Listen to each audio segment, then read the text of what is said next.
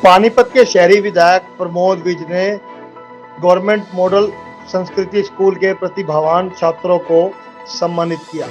इस मौके पर उन्होंने कहा कि जल्द ही स्कूल का लोकार्पण होगा। अभी विद्यालय में कुछ काम पेंडिंग है जिसके लिए सर्वे कराया गया है।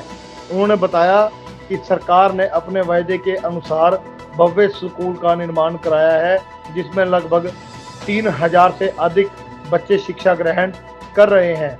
इस मौके पर शहरी विधायक ने शहर के विभिन्न मुद्दों पर भी मीडिया से बातचीत की। देखिए, सरकार ने माननीय मुख्यमंत्री नायब सिंह सैनी जी ने पानीपत के स्कूलों का बनाने का वायदा किया था और आप देखिए कितना भव्य स्कूल बना है। लगभग 3500 बच्चे के लिए जो रेड लाइट पे गवर्नमेंट स्कूल है, भव्य स्कूल बना है। लोकार्पण तो तब करेंगे जब अभी इसमें थोड़े से काम होने वाले हैं, जिसमें कि इसका हमने सर्वे किया है और उसके मुताबिक जो जो डिमांड हमें लग रही है ये बनाई जाए, तो उसके लिए आज मैं यहाँ पे आया हूँ। इसका सर्वे कल मैंने करवाया परसों और इसको पूर्ण करके तब लोकार्पण करेंगे। आज तो बच्चों से मिलने के लिए, सबसे मिलने के लिए आए हैं।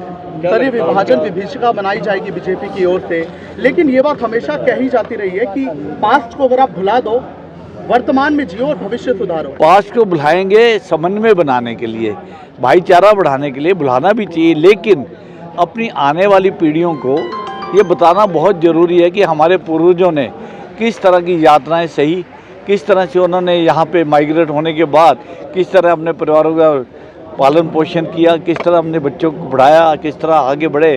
और आज भारत निर्माण की दिशा में माननीय प्रधानमंत्री नरेंद्र मोदी जी जिस तरह से हम 2047 में विकसित भारत देखना चाहते हैं, इसमें उन लोगों का भी बहुत बड़ा योगदान है जो उस समय उस एरिया से माइग्रेट होकर इधर आए थे। सर, आपके विधानसभा सत्र में बहुत से स्कूल खंडर हालत में है, जर्जर हालत में है, चाहे वो सेठी चौक पे है या फिर शुगर मिल, पुरानी शुगर मिल के पास है, उसको ले क्या? देखिए, सेठी चौक के स्कूल में एक प्रॉब्लम है, मैं उस पर लगातार नजर है, मैं प्रयास कर रहा हूँ। वो जगह वक्फ की है, हम उस पर निर्माण जब करना चाहते हैं तो वक्फ अड़चन डाल देती है, ये एक बड़ी प्रॉब्लम है।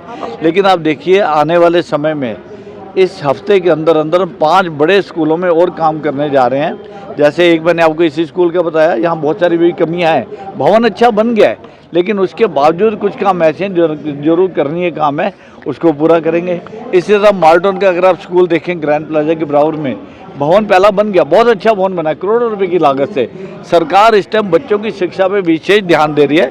महिपाल ढांडा जी हमारे शिक्षा मंत्री है, निरंतर उनसे हम चर्चा करते हैं। उस स्कूल में भी हम लगभग 1 करोड़ रुपए का और काम करने जा रहे हैं जो वहाँ की व्यवस्था को ठीक करेगा। इसी तरह से मैं आपको बताना चाहूँगा, हुड्डा में एक गवर्नमेंट का स्कूल है, हुड्डा सेक्टर 11-12 में। इसी तरह से कच्चे कैंप का जो स्कूल है, वहाँ हज़ारों बच्चे पढ़ते हैं। वहाँ हमने पीछे पैसे भी लगा के निर्माण भी करवाया कुछ कमरों का, लेकिन अभी भी वहाँ और अभी ज़रूरत है। तो ऐसे 5 स्कूल हमने और आइडेंटिफाई किए हैं जिनमें निर्माण की दिशा में 1 हफ्ते के अंदर अंदर हम उनका पैसा अलॉट करेंगे, उनमें टेंडर लगा के काम करेंगे ताकि बच्चों को जो पढ़ने की सुविधा ज़्यादा से ज़्यादा हम दे पाए। सर, सरकारी बिल्डिंगें भी काफ़ी खंडर है, चाहे थाना मॉडल टाउन की बात कर ली जाए, चाहे बिजली बोर्ड की बात कर ली जाए, वो भी पूरी तरीके से। आपको जान के खुशी होगी, बिजली बोर्ड का बहुत अच्छी बात कही आपने। इसके लगातार प्रयास था, लगभग 18 करोड़ रुपए की भवन का निर्माण की हमने एप्लीकेशन लगाई हुई है और हायर अथॉरिटीज़ के पास जा चुकी है। जो बिजली बोर्ड का रेलवे इस पे गोहाना रोड पे ऑफिस है, लगभग 70-80 साल पुराना है, बड़ी जर्जर हालत में है और वहाँ अधिकारी बैठते हैं हमारे, वो उचित नहीं है कि वहाँ बैठें। तो उसके लिए भवन निर्माण के लिए परमिशन मांगी है बहुत जल्दी, 1 महीने में उम्मीद करता हूँ। मैं उस फाइल को फॉलो कर रहा हूँ, 1 महीने में उसकी परमिशन आ जाएगी। मनोनीत पार्षद के लिए आपसे लिस्ट मांगी गई थी विधायक मंत्री, लेकिन उस लिस्ट के हिसाब से तो बने नहीं। क्या सीनियर डिप्टी में आप लोगों के देखिए, जो पार्टी निर्णय लेती है, राय सबकी ली गई थी, राय डिफरेंट हो सकती है, पर पार्टी जब निर्णय लेती है बड़ा उत्तम निर्णय होता है और सबको मान्य होता है। इसी तरह आगे भी जो निर्णय लिए जाएंगे और पार्टी जो निर्देश देगी उसका पालन करेंगे। सबकी दी हुई है। बोलो जी, बोलो।